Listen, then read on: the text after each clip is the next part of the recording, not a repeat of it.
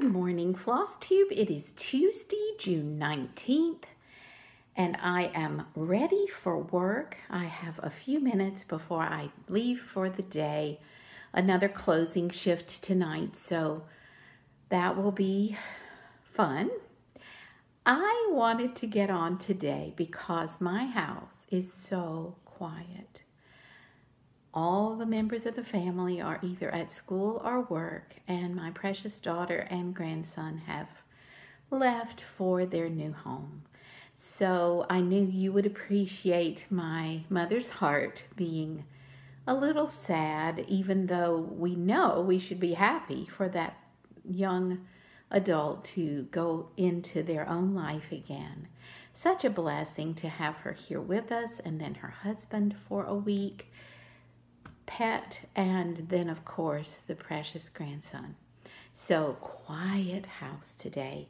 I wanted to show you a tiny bit of progress, not much stitching, but then I'd like to jump on the Emily C bandwagon and do her tag because the questions are so funny. And I think it will be enjoyable for all of us to hear each other's answers. So bear with me as I do that today. My St. Paul's Cathedral has been my focus piece because it is, you just can't put it down. It has been the most delightful stitch I've done in a long time, and I know I say that a lot. But this is, again, the London collection, purchased off eBay. The designer is Sheila Elliott, and this is Landmark Enterprises.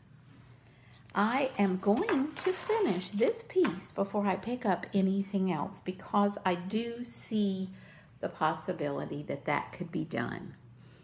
You will see that since I saw you last, I have finished the bottom of the piece where you see the words St. Paul's Cathedral, and I've done some fill-in from the dome into the middle. Right now I'm just following colors. So I'm working on this, I think they're calling it medium green. And as I mentioned to you before, I have been stitching this in hand with the sewing method, and I am in love. It has been such an easy method for this particular piece. My husband made a funny comment the other night, and when I've looked at it, I almost understand what he means. He said, this looks like needlepoint. And of course, I'm doing X's. I'm not doing tent stitch. But the way it sits on the fabric, it almost does look like needlepoint. I don't know if that's good or bad, but I thought that was a funny comment and quite an appropriate one. So how quickly can I show you this finished? I hope very, very soon. I hope your week has gotten off to a good start and that life is treating you well. So, the Emily C tag, here we go. Let's be silly. Number one, what is your favorite cereal? Granola. There is no question. I don't even have to think about it. I love a good granola. The more raisins or craisins or other toppings, the better, but that's my favorite. What are your favorite pizza toppings? I used to say pepperoni, but in the last about year, I'm going to have to say cheese with a few vegetables. Don't know where that came from, but I guess I'm tired of pepperoni pizza. We have eaten a lot of pizza through the years with growing teenagers, and I'm a little tired of pizza right now, but if you brought me a hot, fresh cheese pizza with maybe some onion and bell pepper and that would be good. Or just the cheese by itself. Number three, you're on death row. What is your last meal?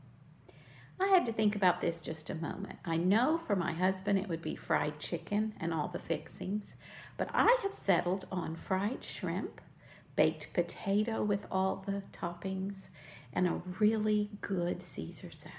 Now I'm hungry. Number four, it's laundry day. What are your really weird bottom of the drawer underwear? I can't answer this question because every day at my house is laundry day. We have so many folks to wash for. So I don't get to the bottom of the drawer very often. I'm not even going to answer it.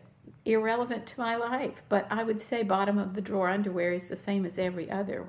Just boring. Who would play you in a movie about your life? I meant to look up the actress's name, and my kiddos, if any of them watch this, are going to laugh that I have no connection to the name. But the actress who played Beatrix Potter in Miss Potter is as close to any that I can think of that might get that role. And I'm going to look her up, I promise. What food item do you sneak into the movie theater in your purse or man bag? We don't go to the movies very often. I'm so boring there too. But if I were to put something in my purse, and when the kids would go, I think we probably did do that, it would be M&Ms. Probably a few peanut and a few regular chocolate M&Ms. What is your perfect vacation? That was easy.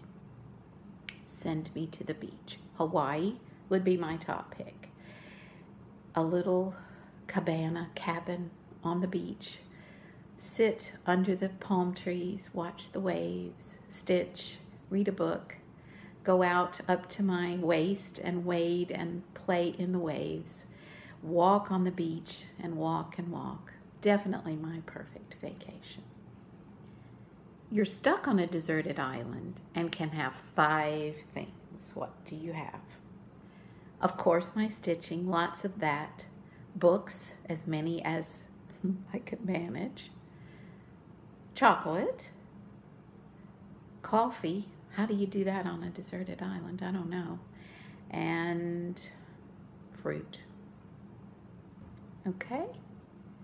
If you could have a reproduction style chart with any theme possible, what would the theme be? Right now, with my interest as it is, and you will not be surprised to hear this, it would be one with a Scottish heritage. And there is one on Hands Across the Sea sampler that I have eyed for a long time that has a Scottish theme. Bonnie Prince Charlie. They think it might even be Linlithgow Palace. That would be it. And one day maybe I'll stitch that one. What is your strangest travel experience? Bonus points if you ever spent time in a foreign jail.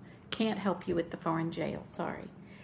Strangest travel. I have not traveled a lot until the last few years.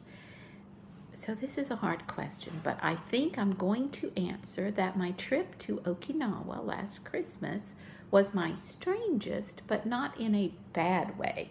Not in a, oh, strange, but in a different way for me. Mainly because I went alone, which I normally would not do. And secondly, because I went halfway across the world and I was in Asia. All of those things would not have been a typical thing for me to do. Functioning in that foreign environment by myself would have to have been my strangest travel experience. But it was delightfully wonderful and blessed in every way, and I would go back. In fact, I'd love to go back to Okinawa and be a tourist for a week. That would be fun. What are you saving money for right now? You know, right now we're in a fix the house up, everything's breaking mode. So I think all the saved money is going to new air conditioners and new carpet and those things that a 20-year-old house needs. But I think we are also saving for a trip back to Scotland, maybe Ireland, Wales, that area. We really want to go back, my husband and I, and have more time now that we've been and we know what we want to do. So maybe some of the home reno money can go toward that trip. Okay. What craft would you like to try to get better at? Knitting. I had a precious woman teach me to knit. I was learning the stitches, but it is not natural to me. It's not intuitive. And I have this panic that I'm going to drop a stitch. So one day, that will be a craft I pick up with someone by my side to help me learn the things that are scaring me. It is a beautiful craft, and I have dear friends who enjoy it very much, but that would be the one I would love to perfect if I could. If you had to stitch only 3 designers for the rest of your life, who would you choose? The first 2 I thought of very quickly, and I'm having a little trouble with the third, but I think I've got it. Long Dog Samplers, so many amazing pieces. I could stitch hers for a long time. That's Julia, is it Line, L-I-N-E? The second would be Little House Needleworks. I've done a lot of her projects and I would love to do more. And then there's one I would like to jump into with both feet. Maybe when I retire, I will do this. This is not a designer, but it is a company. I am intrigued with the Scarlet Quinns. They do full coverage pieces of great works of art, and I cannot quit looking at their website. There are some amazing pieces. And because of the way they design their charts, and because they also offer you a free app for your tablet or iPad that helps you make that stitching go more quickly, that's on my list. So we'll add that in. Let's see. Dumbest way you have ever been injured. I don't want to talk too long about this. I don't need to make this video long, but this is a freak accident. You all know that we had a beautiful greyhound who has passed away, and I used to be the one who would try to walk her. She had the typical sight hound, oh, it's a squirrel mentality, and we were walking in the neighborhood and she saw a squirrel. Now, if you let a greyhound loose, they often will not come home. So no matter what, I had to keep a hold of her leash. But people, she ran so fast after that squirrel that she literally dragged me on my belly across the neighbor's yard. Tears, misery. I still had the greyhound at the end of that, but not fun. But an addendum to that story, the same dog was walking with me and with my daughter around the block, and we were right in front of our own house, and somehow she swerved and I tripped over her and landed on the back of my head on the concrete. That was scary. My daughter got me home bloody and dazed, and we were concerned that it might be a concussion, but the main thing was to stop the bleeding on the back of my head. Anyway, you see, I loved that dog to put up with those kinds of incidents, but in both cases, no hospital, no doctor. I survived. So if you have a sight hound, be careful when you're walking. What is your worst roommate or housemate story? This is a tough one because I only had one roommate in college, and she was my best friend in high school, and we were good. It wasn't the kind of thing I could tell a story on. But my second year of teaching, I rented an apartment in this small town, and I was alone. I did not have a roommate or a housemate, but my neighbor was the funny story. He was a young man who had his own apartment as well, but he was a mortician, and very prominent family there in the small town, and he was in business with his father. And so I took a lot of ribbing about living next door to a single man who was a mortician. And I have utmost respect for those precious people who get us through those times when our families need what they offer. But at that stage of my life as a young woman, I did take a lot of ribbing about that. Fortunately, I was dating my husband at that time, and that same year we got engaged. So there wasn't a concern in my camp about us getting together. But we were next door neighbors in the same apartment and had some interesting conversations. All right, we're almost there. This is such a fun tag, Emily C. Thank you for putting this out there for us. You have unlimited income. What does your dream house look like? I don't have a picture right now to show you. If I find one, I will post it another time. But it would be a 2-story colonial traditional home with a formal living room connected to some kind of music room for my piano, formal dining room for entertaining, a very large, well-equipped kitchen for my husband, who is getting into more and more of that kind of cooking, and a beautiful, beautiful backyard with foliage and flowers, and a secret wish: I would love to have a pool. My family doesn't all agree with me about that, but that would be my perfect home. A nice reddish brick, black shutters, a front porch. Just, that would be it. Okay, what song would you want played or sang at your funeral or memorial? We've had this conversation in my family, and one of my daughters rolls her eyes every time it comes up, but she's the one I have asked to sing. It is a song from George Friedrich Handel's Messiah, and the piece is called I Know That My Redeemer Liveth. And I have told her many times I want her to sing that.